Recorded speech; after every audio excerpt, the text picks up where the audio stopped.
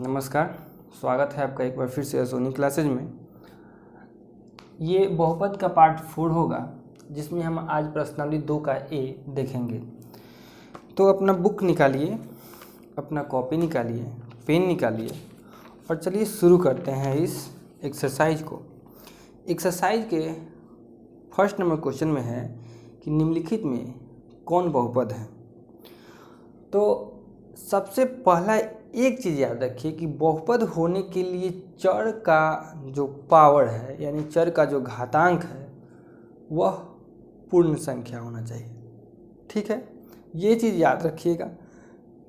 इस चीज़ को अगर अच्छे से समझ लेते हैं, इस चीज़ को अगर अच्छे से फाइंड आउट कर लेते हैं तो आपको पता चल जाएगा कि दिया हुआ व्यंजक बहुपद है या फिर नहीं है। एक में देखिएगा x² + 3x + 6 है, पावर 2 है और पावर 1 है, यानी कि 2 और 1 क्या है, पूर्ण संख्या है, इसलिए यह पूर्णांक, यह बहुपद है, पूर्ण संख्या है। दूसरा है x + 2/x। देखिए जब इसको सॉल्व करेंगे तो x + 2 पर और ये पावर 1 है। वास्तविक संख्या में जो घातांक का ये सब रूल बताए थे, आपको नियम बताए थे, तो आपको बताए थे कि यह जब x के पावर जैसे कि 1/x के पावर n रहता है तो ऊपर जाता है तो x के पावर क्या रहता है, -n हो जाता है। इसी तरह यह x ऊपर जाएगा तो x के पावर क्या हो जाएगा, -1 हो जाएगा।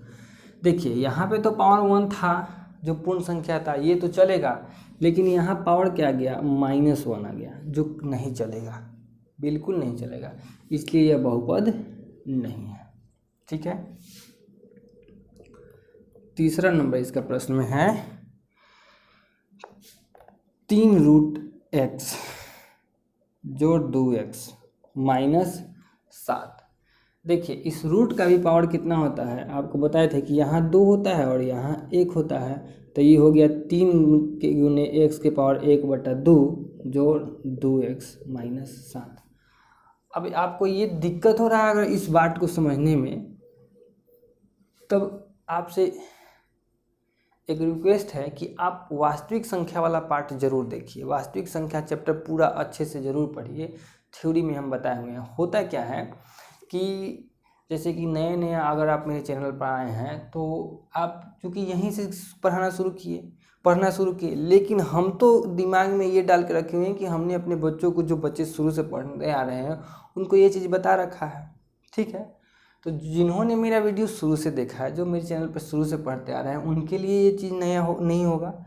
उनको ये समझ में आ जाएगा कि ये जो ऐसा वाला जो होता है x के पावर m/n, तो यह n यहाँ होता है और x के पावर m यहाँ होता है।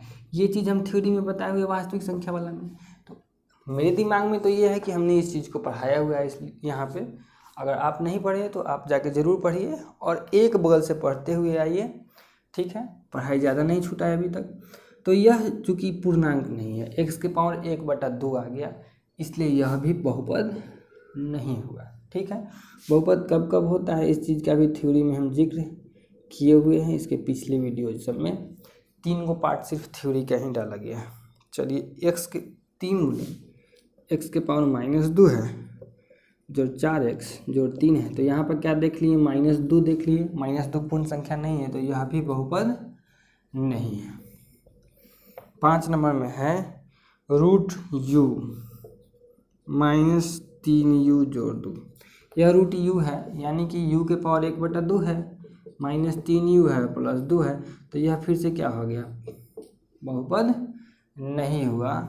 और 5वां के बाद में 6ठा नंबर का बात कर ले अगर हम, तो √2yq, ठीक है, जोड़ √3y। अब देखिए यहाँ yq है और वहाँ 3y है, इसके गुणांक में रूट है, इससे कोई दिक्कत नहीं है। गुणांक में रूट रहता है, इससे कोई दिक्कत नहीं है। बस चर का पावर जो है पॉजिटिव होना चाहिए। चर का पावर क्या होना चाहिए, पॉजिटिव होना चाहिए और पूर्ण संख्या होना चाहिए। पॉजिटिव में भी सिर्फ पॉजिटिव समझना नहीं है, पूर्ण संख्या होनी चाहिए। तो 3 और ये क्या पूर्ण संख्या है, इसलिए यह बहुपद है। तो अभी तक हमको कौन कौन बहुपद मिला, 1 नंबर मिला और 6 नंबर मिला। 7वां नंबर इसका अगर हम देख लें तो है √3 टी जो √2 और √t। तो देखिए यह चर है और इसमें रूट आ गया, तो जब उसमें रूट आ गया तो क्या हो जाएगा, वह t के पावर 1/2 हो जाएगा। अब यह पूर्ण संख्या रहा नहीं, इसलिए यह भी बहुपद रहा नहीं। चलिए 8वां नंबर में -7 है, तो -7 है सिर्फ, तो इसमें x के साथ में 0 लगा सकते हैं, तो यह क्या हो जाएगा, बहुपद होगा। और बहुपद में भी देखा जाए तो एक पदी बहुपद होगा। ठीक है, एक पदी बहुपद होगा। तो ये 8वां नंबर आपका बहुपद हो गया। अब 9वां नंबर में देखिए, 9वां नंबर में है y² जो √2।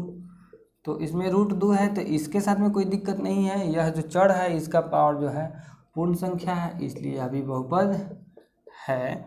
और 10वां नंबर में है 4x² - 3x + 7 है। ठीक है, तो देखा जाए तो यहाँ भी पावर पूर्ण संख्या है, यहाँ भी पावर क्या है, पूर्ण संख्या है, यह इसलिए यह भी बहुपद है। पहला, छठा, 8वां, 9वां और 10वां हमारा क्या है, बहुपद है। कोई दिक्कत आपको? चलिए अब हम 2 नंबर क्वेश्चन को देखने का कोशिश करेंगे कि यह क्या है।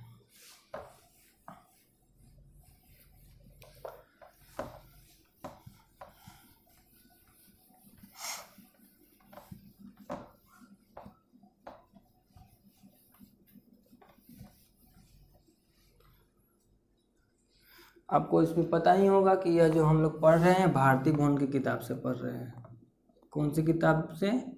और भारती भवन की किताब का हम लोग सॉल्यूशन कर रहे हैं। ये चीज़ बार बार बताना नहीं पड़े। अब देखिए, निम्नलिखित कथनों में सत्य कथन को स से एवं असत्य कथन को अ से व्यक्त करना है क्वेश्चन नंबर 2 में। तो 2 का 1 नंबर क्वेश्चन में लगता है 9x³ √5x - √7 वास्तविक संख्या पर बहुपद है। तो देखिए 9 वास्तविक संख्या होगा, √5 भी वास्तविक संख्या होगा, √7 भी वास्तविक संख्या होगा। तो यह वास्तविक संख्याओं पर बहुपद है कि नहीं है? है, इसलिए यह क्या कहलाएगा, सत्य कहलाएगा।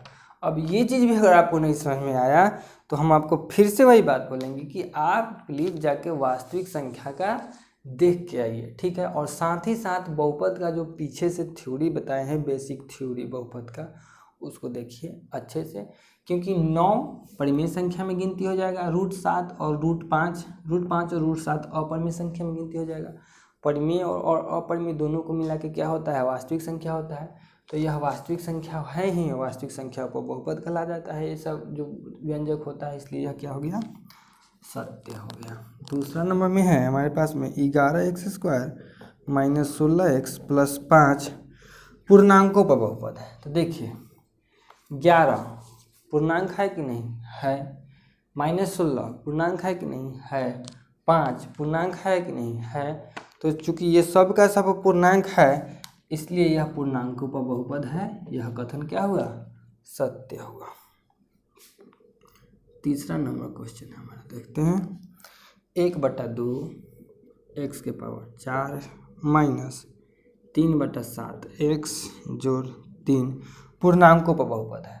देखिए 1/2 पूर्णांक नहीं है, 3 - 3/7 भी पूर्णांक नहीं है, इसलिए यह कथन सत्य नहीं हुआ, यह असत्य कथन हुआ। इसी को वो कहता है कि यह परिमेय संख्याओं पर बहुपद है, तो सही हो जाता है, क्योंकि 1/2 - 3/7 और 3 क्या हो जाता है, परिमेय संख्या हो जाता है। ये बात समझ में आई आपको? चलिए, मतलब कि गुणांक देखना है, और गुणांक जो है उसमें अगर बहुपद आता है तो सही करेंगे, नहीं तो गलत करेंगे। तीसरा नहीं, ABCD करके दिया था इसका, ABCD, कोई बात नहीं है। डी नंबर देखिए आपका √3x², फिर √5x और 7 परिमेय संख्या। अरे भाई √3 और √5 परिमेय संख्या है? नहीं है, अपरिमेय संख्या है। तो यह कथन क्या हो गया, असत्य हो गया। ई नंबर x³ - 5 परिमेय संख्या पर बहुपद पूछता है।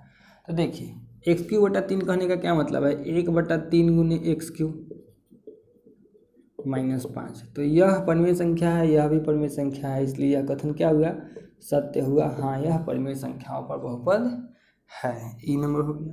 और F नंबर भी देख ही लीजिए, √7x + 5 ठीक है।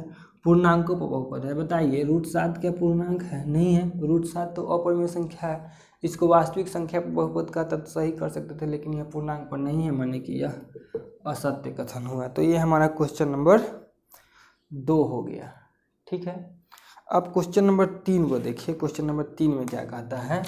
क्वेश्चन नंबर 3 में कहता है कि x स्क्वायर का गुणांक क्या है। बहुत ही इजी से सवाल है, 2 जोड़ x जोड़ x स्क्वायर। तो x स्क्वायर के साथ में क्या लगा हुआ है? एक गुना में लगा हुआ है, तो लिखते हैं x स्क्वायर का गुणांक कितना हो जाएगा? 1 हो जाएगा, प्लस 1 हो गया। तो इसी तरह अब भाई देखिए 3 के दूसरा नंबर क्वेश्चन पगला गया, x³ माइनस x प्लस 5। में एक्स स्क्वायर है ये नहीं है, तो एक आंसर कथी देगा? में एक्स स्क्वायर है ही नहीं है, तो क्या करेंगे ना, अपना से एगो एक्स स्क्वायर जोड़ देंगे। लेकिन ये तो एक्सप्रेशन ही गलत हो जाएगा, तो एक साथ में 0 लगा देंगे। अभी जो 0 लगा देंगे तो इसका कोई मतलब तो रहा नहीं, ये अभी भी उतना ही है, लेकिन एक्स स्क्वायर के साथ में आ गया। तो इस एक्स स्क्वायर का गुणांक कितना लिखेंगे? 0 लिखेंगे। ऐसे लिख लीजिएगा, एक्स स्क्वायर का गुणांक बराबर कितना लिख दीजिएगा? 0 लिख दीजिएगा। तीसरा नंबर क्वेश्चन देखिए, π/2x² प्लस x, ये तो सीधा दिख रहा है। इसमें एक्स स्क्वायर का गुणांक कितना है? π/2 है, तो यही π/2 क्या हो गया? उसका गुणांक हो गया। लिख लीजिएगा कि एक्स स्क्वायर का गुणांक π/2। फिर 4 घटाओ x स्क्वायर, यहाँ पर 1 लगा हुआ है, तो 1 नहीं है बाबू, ये -1 है, तो गुणांक कितना लिखिएगा? -1 लिखिएगा। और 5वां नंबर क्वेश्चन है आपका कि 6 तो 6 के साथ में क्या लग करेंगे? एक्स स्क्वायर करेंगे, लेकिन यह तो व्यंजक गड़बड़ हो जाएगा, क्योंकि सिर्फ 6 रखना है, तो इसके साथ में 0 गुना कर देंगे। जब 0 गुना कर दिए तो क्लियर हो गया कि यह इतना का वैल्यू कितना है? 0 है, लेकिन अब एक्स स्क्वायर का गुणांक हमको दिख रहा है कितना?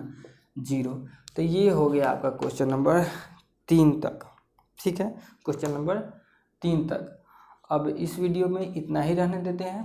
क्वेश्चन नंबर हो गया 1 से लेकर 3 तक इस वीडियो में। जब हम नेक्स्ट वीडियो में आएंगे तो आपको आगे का क्वेश्चन सॉल्व कराएंगे। अगर आपको पढ़ाई अच्छा लग रहा हो तो अपने बाकी साथियों के साथ में भी, बाकी दोस्तों के साथ में, अपने जान पहचान के बच्चों के साथ में वीडियो को ज़रूर शेयर कीजिए। और पढ़ते रहिए, पढ़ाई नहीं रुकना चाहिए हर हाल में। घर पर रहिए, सुरक्षित रहिए। मिलते हैं आपसे नेक्स्ट वीडियो में।